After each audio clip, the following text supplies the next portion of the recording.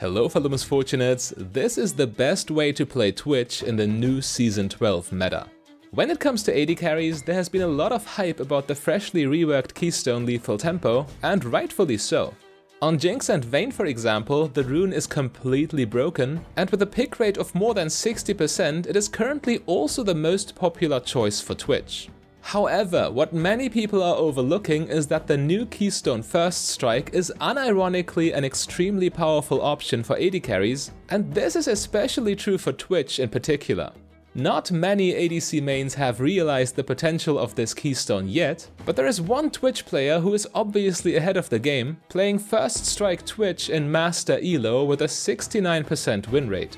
I will break down one of their games for you in just a second, so you can apply the same strategies yourself, but first let's have a close look at the exact runes and items you need to pick to make this work. Obviously, the most urgent question we need to answer here is, what makes First Strike so good? On the surface, the rune even seems to contradict the AD carry playstyle altogether, as it is designed to enhance burst damage, whereas AD carries revolve around dealing consistent damage over a longer period of time. So how can this Keystone work for this class at all? Well, again, that's what you see when you look at this rune on the surface. However, First Strike comes with two major benefits for AD carries in general, making it a highly competitive choice. The first one is that this Keystone puts you on the inspiration path.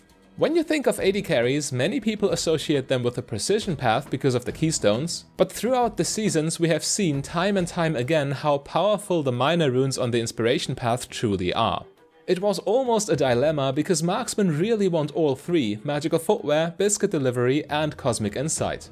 With precision, or in some cases domination for your primary path, you were always missing out on one of these runes, but with First Strike you can finally get all three. The second big advantage AD carries get when they pick First Strike is that the rune does not merely provide damage, but also generates gold. Out of all champion classes in League of Legends, AD carries scale the hardest with items, so accelerating your build with the additional income from First Strike is a huge deal for them. Here, League players often vastly underestimate how much extra gold you need to obtain for it to be impactful. I'll give you a benchmark though. If you get just 100 bonus gold from First Strike before completing your first item, you already got a really unfair gold advantage and the rune was well worth it. Don't believe me? Well, please have a look at the item Blade of the Ruined King. This item was extremely overpowered after the big item rework last preseason, even outshining most mythic item options for many bruisers and AD carries. How did Riot get the item back in line? In patch 10.24, they took away 5% attack speed and made it 100 gold more expensive. That's all it took, and to this day Blade of the Ruined King is completely fine and no longer overpowered like it once was. In a similar fashion, the item Lord Dominic's Regards got nerfed when it was too strong in Season 11.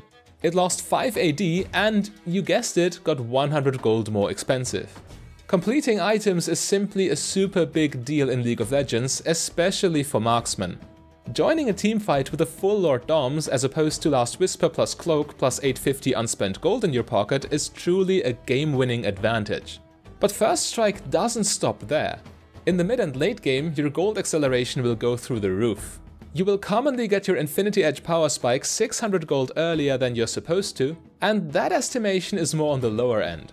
In League of Legends, there is nothing scarier than a 6 items AD carry, and First Strike allows you to live this dream way more consistently. There is also a psychological component to First Strike that is very useful for marksman players. The rune is only effective when you actively avoid getting hit by your enemy, which is what you should be doing anyway. ADCs have a big target on their back, and by staying outside of your enemy's effective range to preserve First Strike's cooldown before a fight breaks out, you automatically play in a way that makes it very difficult for your opponents to catch you. To put it simply, First Strike promotes careful, calculated positioning and good ADC habits in general. Now take all of this and apply it to the champion Twitch. Twitch, the marksman assassin hybrid. Twitch, who is pretty much guaranteed to strike the opponent first when he pops out of camouflage. Twitch, who snowballs harder than most other marksmen and who probably needs less than 3 seconds to kill you. It is simply the perfect match. You come out of stealth with your attack speed bonus from Q and your attack damage boost from your ultimate, while auto-attacking the entire enemy team at once. Forget the bonus gold for a second and just let it sink in that you are dealing 10% bonus damage to every opponent in a teamfight. It is just brutal. This master tier player we are watching clearly makes it work, and their full rune page is First Strike, Magical Footwear, Futures Market and Cosmic Insight, with Absolute Focus and Gathering Storm secondary. Your shards are attack speed, adaptive force and either armor or magic resist depending on the bot lane matchup. In a similar fashion to First Strike, the rune Magical Footwear effectively accelerates your item build. Not spending 300 gold on boots because you get them for free means you will complete your next item 300 gold faster.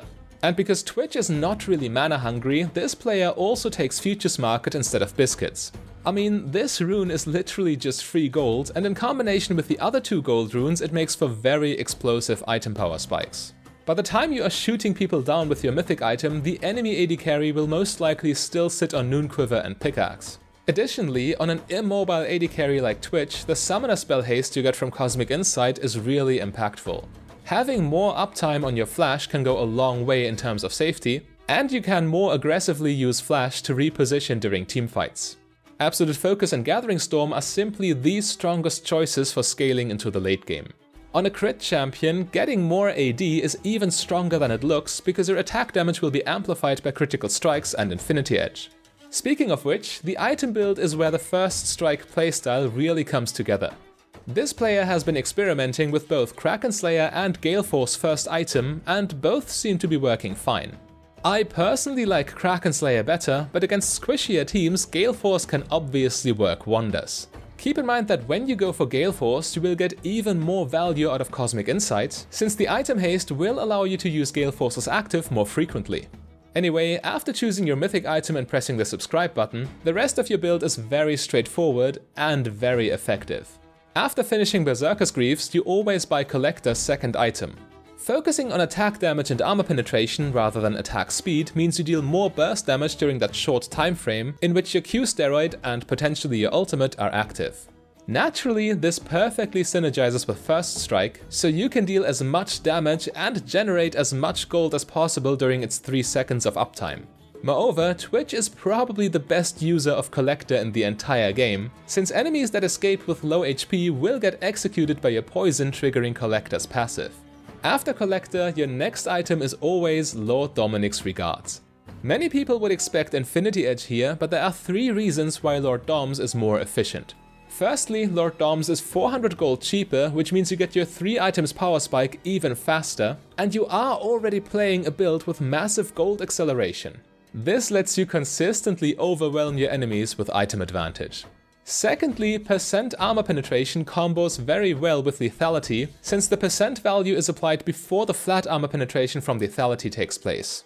And last but not least, base armor in League of Legends scales heavily with champion levels, so by the time you finish your 3rd item, all your opponents will have sufficiently high armor to justify having a Lord Doms in your pocket.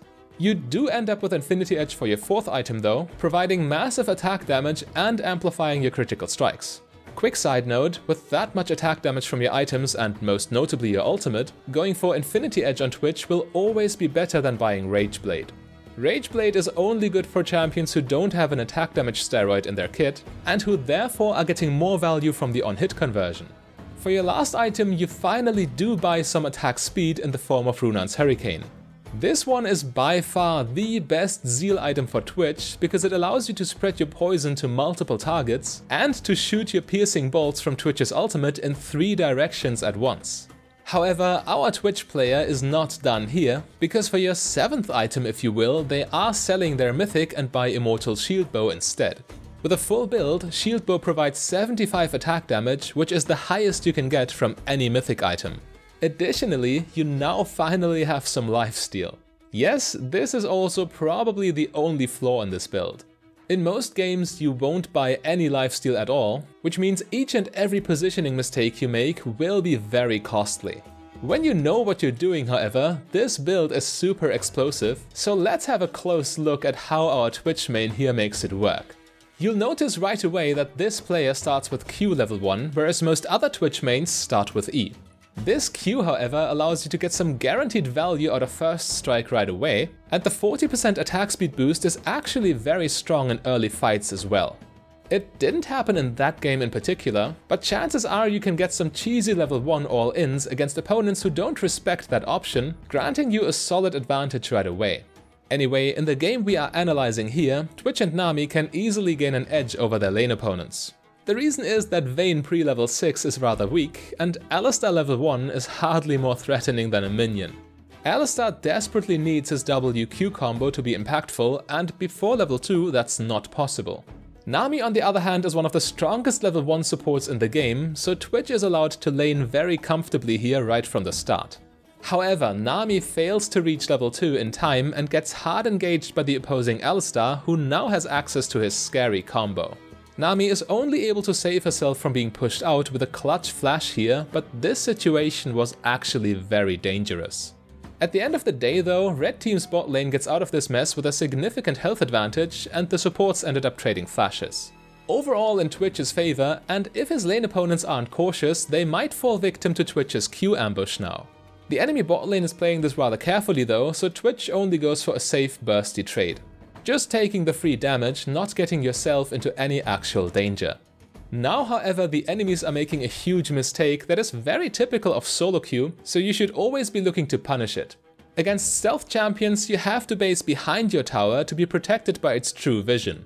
Vayne and Alistar on the other hand ignore this fact and base in front of their tower as usual. This costs them their heal and further delays their base, putting them even further behind. In the meantime, Twitch can freeze the minion wave close to his own tower, forcing the enemy to lose a lot of gold and experience, all because they didn't properly play around his stealth. And since the enemy bot lane does not come back to lane together, Twitch can engage against an isolated Alistar with first strike, getting an additional 5 plus 16 gold for free. Because Alistar didn't respect stealth again, he and Vayne are effectively taking turns laning 1 versus 2. This eventually gets Vayne killed, since Alistar has to wait for his cooldowns before he is useful again. Ultimately, that just shows you how vicious stealth champions are in solo queue, even in higher elo brackets. Such an easy way to climb once you've mastered them, simply because most solo queue players just forget about you when you're invisible and leave themselves exposed. You might assume that people adapt once you've done this to them a couple times, but no. Most opponents play on autopilot and are literally unable to adapt on the fly. It will work over and over again, and you should abuse this as much as possible. And while all of these early game first strike triggers don't look like much individually, they do add up, trust me. Now, due to first strike and futures market in combination with good lane management, Twitch is able to complete Gale Force after 9 minutes. Vayne is nowhere close to her first item, so this is where you can really start snowballing out of control. Twitch is just letting this huge wave push into him to try and force Vayne to overextend so he can bait her into a fight. It's a win-win situation, because if she doesn't show up, she just keeps losing farm, but if she does, Twitch can simply kill her. Vayne and Alistar make the smart move of simply avoiding Twitch by going mid lane, so Twitch now uses his ranked up E spell in combination with W to clear the wave. This would allow him to match the enemy's rotation while still getting all the farm, but our Twitch player decides to do something different. It turns out with a massive item advantage like this, you can simply tower dive the enemy Lux, who is now bot lane. There is no actual risk for you, because you shoot her from massive range with your ultimate and easily dodge all her skill shots on reaction with Gale Force. Additional gold from first strike, 79 from this fight alone. And it's only getting more ridiculous from there. Oh, and what did I tell you about people not respecting your stealth? The enemy mid laner is even less likely to remember it, because they didn't even get to lane against you to get themselves properly conditioned. You just sneak up on them, dodge all their stuff with your flash, and collect another kill for free with an extra 44 gold from first strike on top. Now Twitch can finally take down the tower and wrap up the lane phase for good. In the mid game, your stealth shenanigans are even stronger, because as far as the enemy knows, you could be anywhere. And people in solo queue will be lazy. They will end up basing in the most random locations. And if you keep that in mind, you will be there to punish them for it. By the way, Twitch has finished his second item collector now. Vayne, still sitting on components for her first item, Shield Bow. Obviously, you can not only assassinate low health enemies who are trying to base. Especially squishy, immobile damage dealers can easily be bursted down from full health when you got your combo ready. Lux is standing just far enough outside her tower for Twitch to fully engage on her, and 4 auto attacks with Gale Force's Execute are enough to kill her outright. Additional gold from first strike in this situation? 104. That's more gold than a cannon minion just added on top of your kill bounty. This game is barely scratching the 20-minute mark, and Twitch has now finished his 3rd item, Lord Dominic's Regards. There is just no chance for the enemy to catch their breath. I mean, they literally don't seem to learn. Just standing in the middle of the lane, virtually begging for Twitch to come and kill them. Lux drops again almost instantly, and after such a blowout, Fiddlestick's follow-up attempt is completely useless. Numbers advantage is simply the most important factor when it comes to teamfighting, and with Twitch being able to insta-kill the biggest damage dealer right away, your enemies can't even hope to contest you. With Lux and Fiddlesticks dead, Red Team can claim a free Baron and start putting pressure on the enemy's inhibitors. However, before that happens, a team fight close to the Dragon Pit breaks out.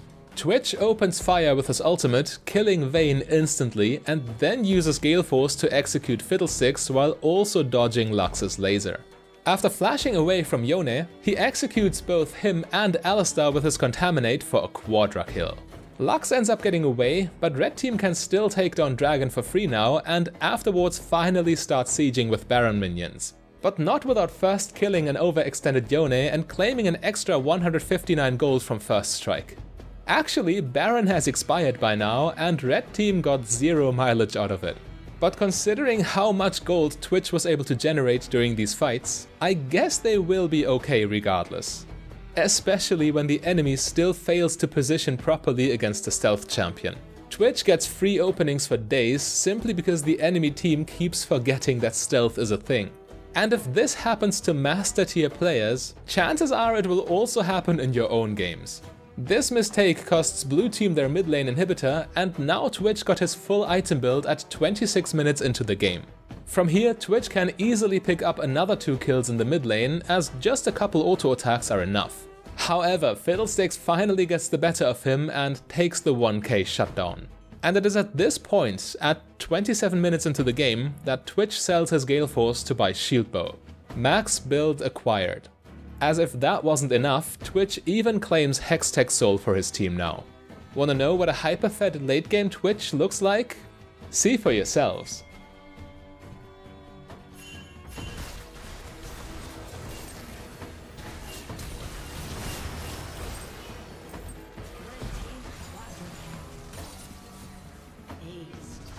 If you want to learn about another broken Season 12 strategy for AD carries, you can get a full guide for Lethal Tempo Jinx by clicking the link on your screen right there.